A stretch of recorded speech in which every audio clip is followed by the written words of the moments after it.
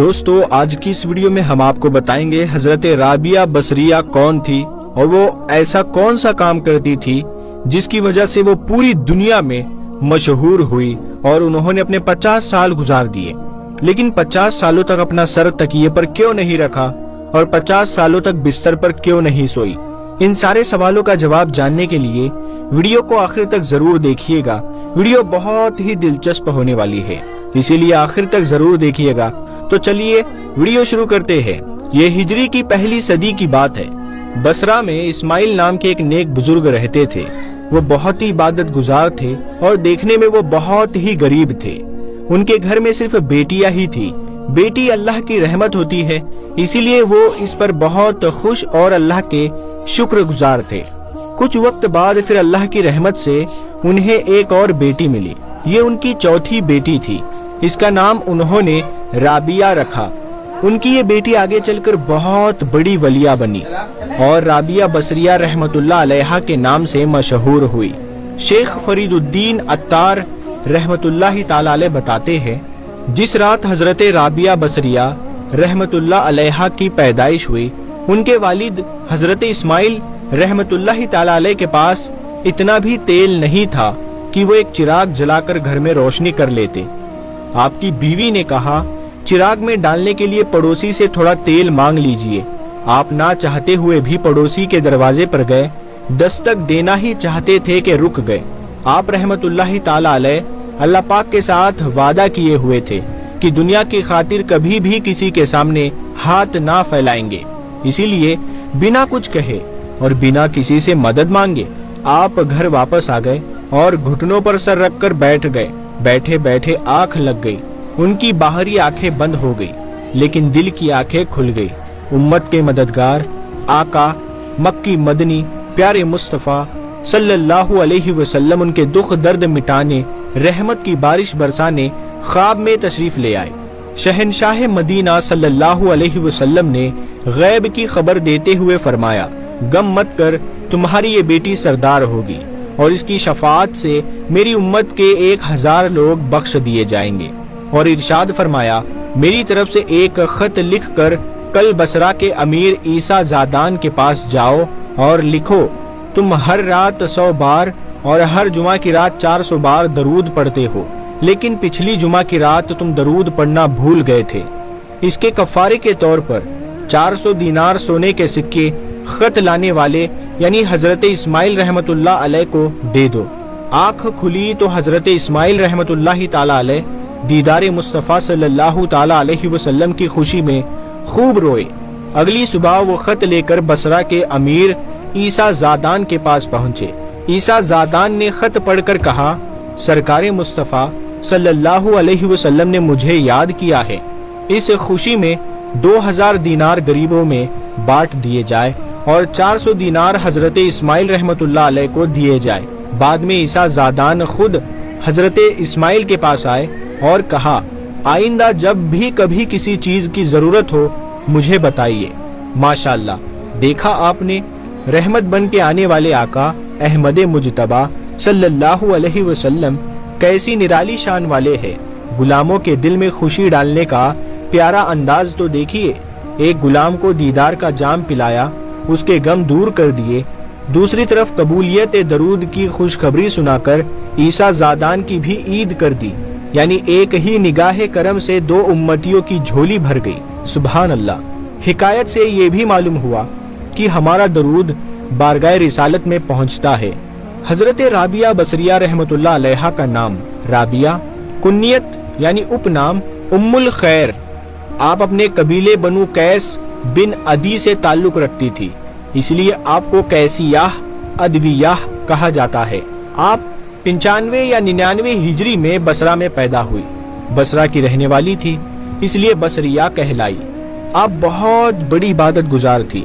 शेख फरीदुद्दीन अत्तार रहमतुल्लाह अलैह कहते हैं, आप हजरत मरियम यानी हजरत ईसा अलैहिस्सलाम की माँ की तरह थी, जिनका कुरान में कई बार जिक्र हुआ है। उनकी तरह आप भी बहुत इबादत करने वाली, नेक स्वभाव वाली, पाक दामन और शर्मो हया वाली थी। वो आगे फरमाते हैं, आप रहमतुल्लाह अलैहा عبادت اور ریاضت میں اپنے زمانے کے لوگوں میں سب سے الگ تھی۔ تمام اللہ والوں کی نظر میں آپ بہت عزت دار تھی۔ آپ رحمت اللہ تعالی علیہ کی زندگی کا حال دل سے جڑنے والے لوگوں کے لیے ایک مثال ہے۔ جب آپ کی پیدائش کی رات تھی تو حضور پاک صلی اللہ تعالی علیہ وسلم آپ کے والد کے خواب میں آئے اور انہیں خوشخبری دی، تمہاری یہ بیٹی ایک سردار ہوگی اور اس کی سفارش سے میری امت کے 1000 لوگ بخش دیے جائیں گے۔ جب آپ رحمت اللہ تعالی علیہ تھوڑی بڑی ہوئی تو آپ کے ماں باپ کا انتقال ہو گیا۔ اسی وقت بصرہ میں بھینکر اکال سوکھا پڑا جس سے لوگ بھوک سے مرنے لگے۔ اس دوران آپ کی تینوں بہنیں بھی آپ سے بچھڑ گئی اور اس طرح کم عمر میں ہی آپ رحمت اللہ علیہ اکیلی رہ گئی۔ اس بے بسی کی حالت میں ایک دن ایک ظالم نے آپ کو اغوا کر لیا اور صرف کچھ پیسوں کے بدلے بیچ دیا۔ اب آپ رحمت اللہ علیہ غلامی کی زندگی گزارنے لگی۔ ایک دن آپ رحمت اللہ علیہ کسی ضروری کام سے گلی سے گزر رہی تھی، تبھی اچانک ایک اجنبی آدمی آپ کے سامنے آ گیا۔ آپ چاہتی تھی کہ کوئی غیر آدمی آپ کو نہ دیکھے، اس وجہ سے آپ شرم و حیا کے ساتھ تیزی سے اپنے گھر کی اور دوڑی۔ دوڑتے وقت اچانک آپ کا پیر کسی چیز میں پھنس گیا اور آپ گر پڑی جس سے آپ کا ہاتھ ٹوٹ گیا۔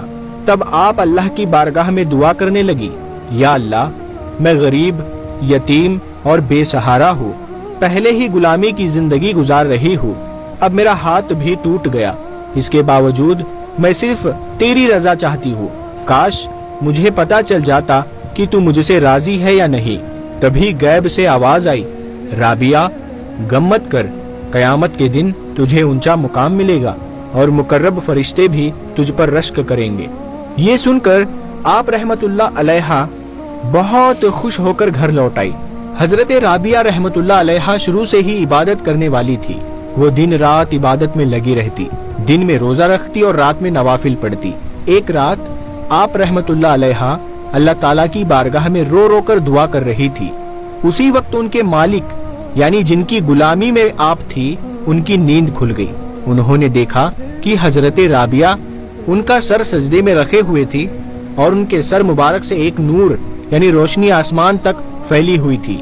آپ رحمت اللہ علیہ اللہ سے دعا کر رہی تھی، مولا تو جانتا ہے کہ میں ہر وقت تیری عبادت کرنا چاہتی ہوں، لیکن تو نے مجھے کسی اور کا غلام بنا دیا ہے، اس لیے مجھے اس کے حق بھی ادا کرنے پڑتے ہیں۔ یہ منظر دیکھ کر مالک پریشان ہوا کہ میں ایک ایسی پاک ہستی سے کام لے رہا ہوں، حالانکہ مجھے ان کی خدمت کرنی چاہیے۔ اگلی صبح مالک نے کہا، آج سے آپ آزاد ہیں، اگر آپ یہی رہے تو یہ میرے لیے خوشی کی بات ہوگی، اور اگر آپ کہیں اور جانا چاہے تو جا سکتی ہے۔ اس کے بعد آپ رحمت اللہ علیہ وہاں سے چلی گئی اور تنہائی میں رہ کر عبادت میں مصروف ہو گئی۔ بصرہ کے ایک بڑے بزنس مین ابو سلیمان ہاشمی نے علماء سے پوچھا کہ کیا میرے لیے شادی کرنا بہتر ہوگا؟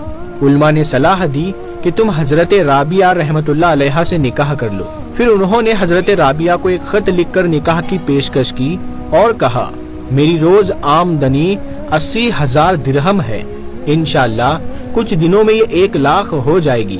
میں 1 لاکھ درہم مہر کے بدلے آپ سے نکاح کرنا چاہتا ہوں اور بعد میں اتنے ہی اور درہم دوں گا، اگر آپ راضی ہو تو مجھے خبر دے۔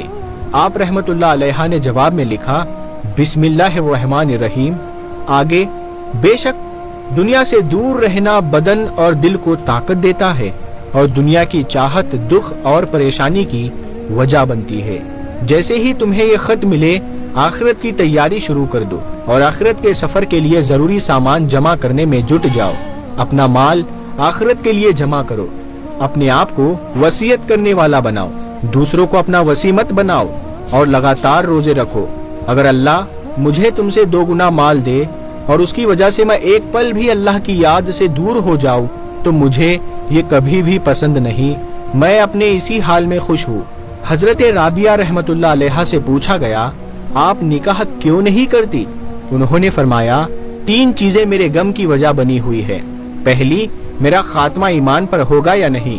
دوسری، قیامت کے دن میرا نام اعمال سیدھے ہاتھ میں دیا جائے گا یا الٹے ہاتھ میں، کیونکہ جن کا نام اعمال سیدھے ہاتھ میں دیا جائے گا وہ جنت میں جائیں گے اور جن کا الٹے ہاتھ میں دیا جائے گا وہ جہنم میں جائیں گے۔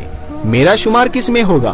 اگر کوئی میرے یہ 3 غم دور کر دے تو میں نکاح کر لوں گی۔ حضرت رابعہ رحمت اللہ علیہ دن رات عبادت کرتی تھی، دن میں روزہ رکھتی اور رات میں نفل نمازیں پڑھتی۔ آپ کی خادمہ حضرت عبدہ بنت ابی شوال رحمت اللہ علیہ بتاتی ہے کہ آپ ساری رات نماز میں لگی رہتی تھی۔ صبح صادق کے وقت تھوڑی دیر کے لیے مصلی پر ہی لیٹ جاتی تھی۔ جب ہلکا ہلکا اجالا ہونے لگتا تو آپ گھبرا کر اٹھ جاتی اور خود سے کہتی، اے نفس، اس فانی دنیا میں کب تک سویا رہے گا؟ یہ دنیا تو تنگی کا گھر ہے، پھر یہاں اتنی نیند کیوں؟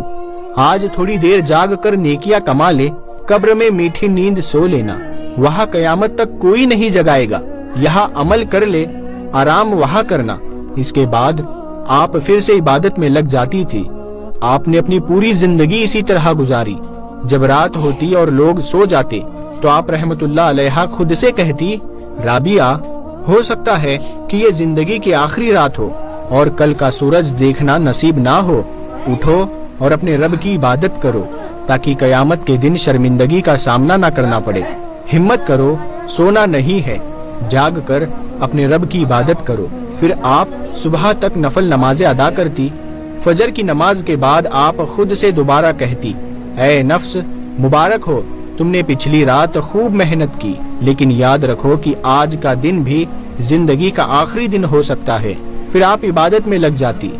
جب نیند کا اثر زیادہ ہوتا تو گھر میں چلنے لگتی اور خود سے کہتی، رابعہ، یہ تھوڑی سی نیند کا کیا مزہ، اسے چھوڑ دو، قبر میں آرام سے لمبے وقت تک سونا۔ آج تو تجھے نیند تھوڑی کم آئی ہے، لیکن آنے والی رات خوب نیند آئے گی۔ ہمت کرو اور اپنے رب کو راضی کر لو۔ اس طرح کرتے کرتے آپ نے 50 سال گزار دیے، نہ کبھی بستر پر سوئی، نہ تکیے پر سر رکھا، اور پھر دنیا سے رخصت ہو گئی۔ حضرت مسمع بن عاصم رحمت اللہ علیہ سے روایت ہے کہ حضرت رابعہ بصریہ رحمت اللہ علیہ بہت زیادہ عبادت کیا کرتی تھی۔ ساری رات قیام فرماتی، دن میں روزہ رکھتی اور قرآن کی تلاوت کیا کرتی۔ ان کا ہر لمحہ اللہ کی یاد میں گزرتا۔ ایک بار آپ فرماتی ہے، میں بہت بیمار ہو گئی تھی، جس کی وجہ سے تہجد یعنی رات کی عبادت سے محروم رہی اور دن میں بھی زیادہ عبادت نہ کر سکی۔ بیماری کی وجہ سے بہت کمزوری آ گئی۔ اسی طرح کئی دن گزر گئے۔ مجھے اپنی عبادت چھوٹ جانے کا بہت افسوس ہوا، لیکن الحمدللہ بیماری کی حالت میں بھی جتنا ہو سکتا عبادت کی کوشش کرتی۔ کبھی میں دن میں بہت ساری نفل نمازیں پڑھتی اور کبھی رات کو۔ پھر اللہ نے مجھ پر کرم کیا اور مجھے صحت بخشی۔ میں نے نئے جوش کے ساتھ عبادت شروع کی اور میرا سارا دن اور رات عبادت میں گزرنے لگے۔ ایک رات مجھے نیند آ گئی اور میں نے خواب میں دیکھا کہ آسمان میں اڑ رہی ہوں، اور پھر ایک ہرے بھرے باغ میں پہنچ گئی۔ میں نے ایسا حسین باغ کبھی نہیں دیکھا تھا۔ اس میں خوبصورت محل، ہرے بھرے درخت اور جگہ جگہ پھولوں کی کیاریاں تھی۔ درخت پھلوں سے لدے ہوئے تھے۔ میں ان سندر نظاروں میں کھوئی ہوئی تھی۔ تبھی میں نے ایک ہرے رنگ کا پرندہ دیکھا۔ اتنا خوبصورت پرندہ بھی میں نے پہلے کبھی نہیں دیکھا تھا۔ ایک لڑکی اسے پکڑنے کے لیے دوڑ رہی تھی۔ میں اس لڑکے اور پرندے کو دھیان سے دیکھنے لگی۔ اچانک لڑکی میری طرف آئی۔ میں نے کہا، یہ پرندہ بہت خوبصورت ہے، اسے کھلا گھومنے دو، مت پکڑو۔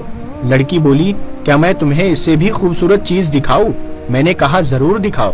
پھر اس نے میرا ہاتھ پکڑا اور الگ الگ باغوں سے ہوتے ہوئے مجھے ایک بہت بڑے محل کے دروازے پر لے گئی۔ اس نے دروازہ کھٹکھٹایا جو ترنت کھل گیا۔ اندر کا منظر بہت سہانا تھا۔ وہاں ایک اور خوبصورت باغ تھا۔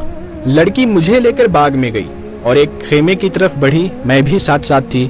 اس نے خیمے کے پردے ہٹانے کا حکم دیا۔ جب پردے ہٹے تو پورا خیمے کا اندرونی حصہ نور روشنی سے جگمگا رہا تھا اور اس کی چمک آس پاس کی چیزوں کو روشن کر رہی تھی۔ لڑکی خیمے کے اندر گئی اور مجھے بھی اندر بلا لیا۔ وہاں کئی جوان لڑکیاں تھیں جن کے ہاتھوں میں خوشبو سے بھرے برتن تھے۔ وہ عود کی دھونی دے رہی تھی۔ لڑکی نے پوچھا، تم سب یہاں کیوں جمع ہو؟ اتنا انتظام کیوں کیا جا رہا ہے اور تم کس کے لیے یہ خوشبو پھیلا رہی ہو؟ ان لڑکیوں نے جواب دیا، آج ایک مجاہد اللہ کے راستے میں شہید ہو گیا ہے، ہم اس کا سواگت کرنے کے لیے یہاں جمع ہوئے ہیں۔ یہ انتظام اسی کے لیے ہے۔ फिर लड़की ने मेरी तरफ इशारा करके कहा, क्या इनके लिए भी कोई इंतजाम किया गया है? उन लड़कियों ने कहा, हाँ, इनके लिए भी इसी तरह की नियमतों में हिस्सा है। फिर लड़की ने अपना हाथ मेरी तरफ बढ़ाया और कहा, ऐ राबिया, जब लोग गहरी नींद में होते हैं तब तेरा नमाज के लिए खड़ा होना तेरे लिए नूर है, और जो नींद तुझे नमाज से दूर रखे वो सिर्फ गफलत और नुकसान की वजह है। तेरी जिंदगी के पल तेरे लिए सवारी की तरह है, और जो इंसान अपनी इस कीमती जिंदगी को बेकार के कामों में गुजार दे वो बहुत बड़े नुकसान में है। प्यारे दोस्तों, ये थी राबिया बसरिया रहमतुल्लाह ताला अलैहा की जिंदगी। आपको अगर ये वीडियो पसंद आया है तो इसे अपने दोस्तों में जरूर शेयर करें, अपनी बहनों, अपनी माओं को ये वीडियो जरूर शेयर करें। हम मिलते हैं आपको अगली वीडियो में, तब तक के लिए अस्सलाम वालेकुम।